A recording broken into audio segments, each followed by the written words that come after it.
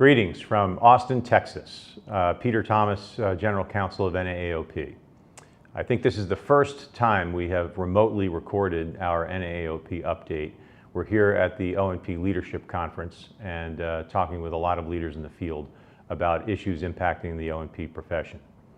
I wanted to bring to your attention in the new year two main issues. One is our new slate of officers and directors who will be working with NAAOP over the coming year. We welcome Leimkuehler Moss, our new president, Nate Kapa, our new vice president, Regina Weger, our secretary, and Adam Miller, our treasurer. Congratulations to all those officers who began their term on January 1st, 2024.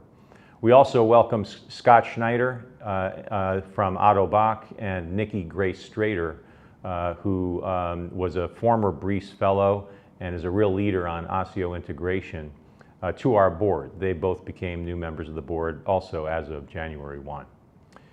So what we're trying to advance, of course, in Congress is the Medicare Orthotic and Prosthetic Patient-Centered Care Act.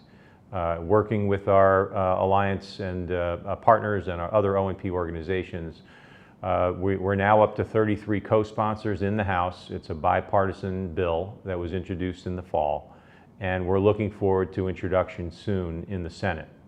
The Senate sponsors, Senator Warner and Senator Daines, have sought what they call technical assistance from the Centers for Medicare and Medicaid Services on the legislation itself to try to get an idea of what CMS thinks about the legislation.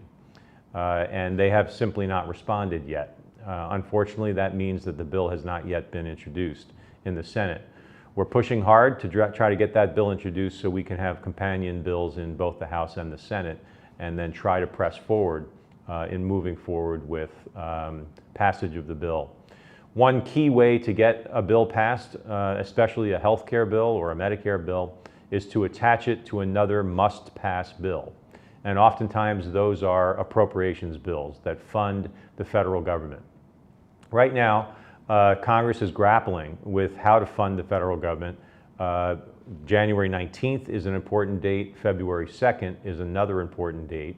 And if Congress does not reach agreement on funding those federal agencies through September 30th, which is the end of fiscal year 2024, the government will shut down. This has happened before. No one wins, no one likes it, and so many folks will be doing what they can to continue to try to pass continuing resolutions to keep the federal government doors open until they can reach a broader agreement. It's really not clear what's going to happen. There's a lot of debate. It's a very razor-thin margin of Republican leadership on the House, only 2 votes, higher than, more than the Democrats. And then, of course, the Democratic-led Senate. You've got a situation that's really volatile and difficult to reach consensus.